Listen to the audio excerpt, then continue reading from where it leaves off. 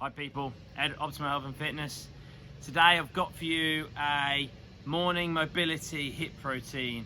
This is especially relevant for men. I mean, obviously women can do it as well, but generally women are a bit more mobile than men.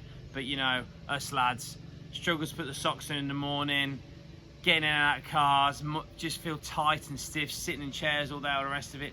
This is pretty much aimed at a short thing you can do every day, which is going to open up your hips, open up your hamstrings a bit, give yourself a bit more flexibility, help out with bad backs and stuff if you've got a bad back. Yeah, and it should take under 10 minutes. You can do it every day. Please like and subscribe to the channel, guys. Always appreciate your support. Let's get into it.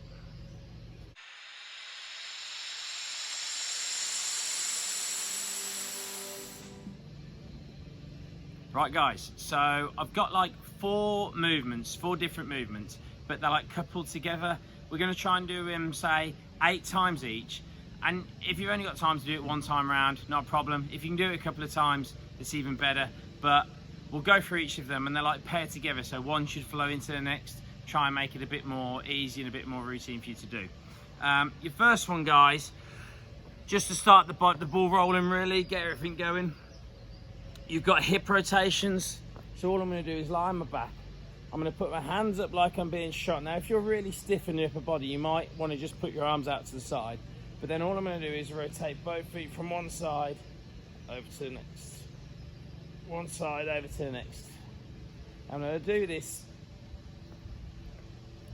kind of like 6 to 10 times each side, depending on how tight I'm feeling really, and how much you want to do.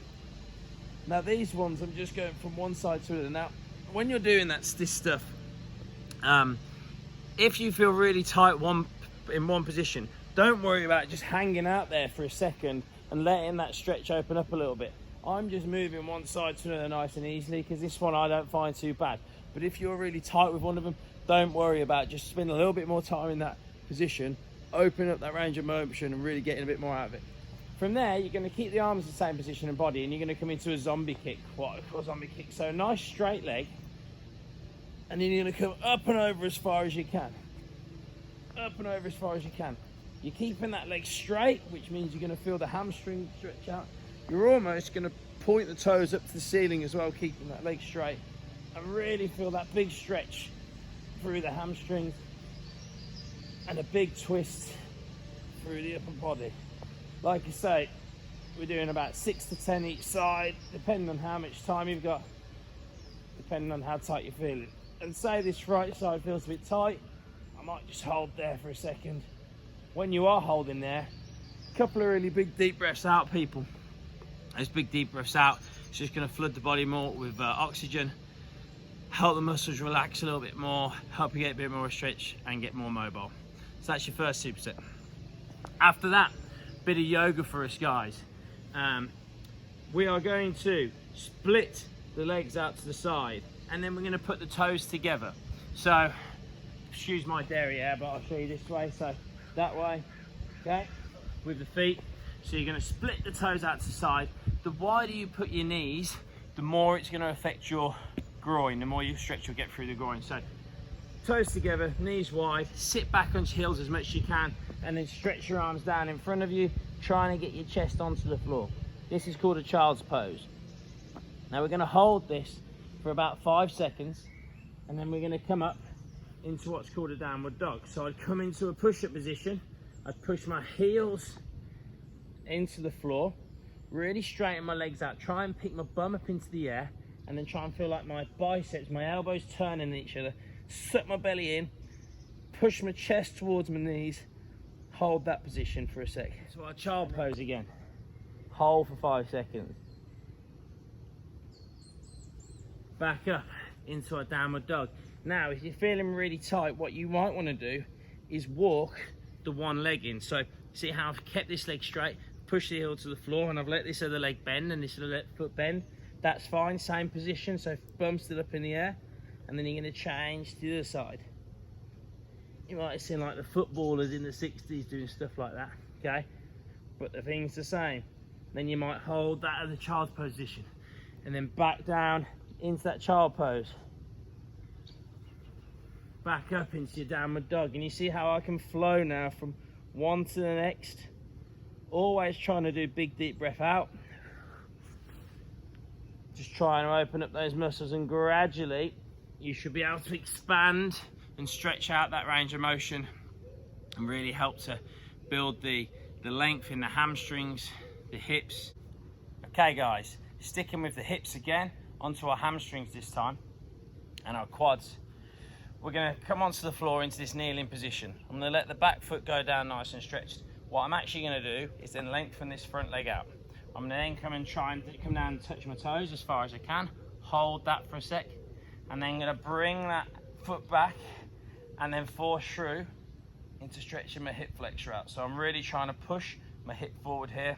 Arms up in the air is going to make the stretch even more. And then if I want to, I can just lean over to the side and really feel this hip stretch stretch out, sorry. After that, we sit back onto this heel bit back more with the bum down, touching the leg, really feeling that deep stretch through the hamstring.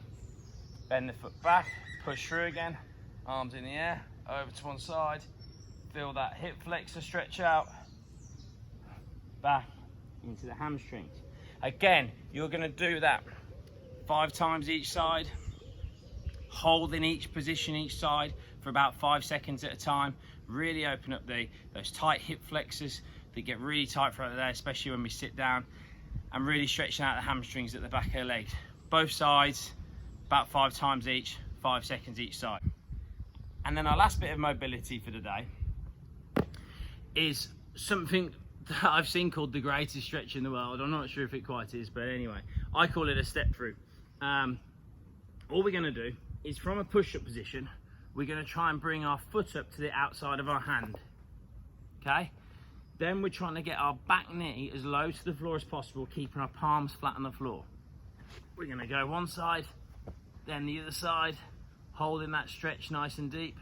So you bring the one foot up to the side. Again, you're going to hold this stretch for about 5 seconds each side. Back, and then the other side. And with this movement, I'll come front on to show you this bit. We're actually going to come from the one into the other and into something called a frog squat, which is really going to open the hips up. So one side, up into the other side, and then we're going to push our knees out with our elbows and sit nice and low with the bum. Okay, now that might be a bit far for you at the moment, not a problem, you do what you can.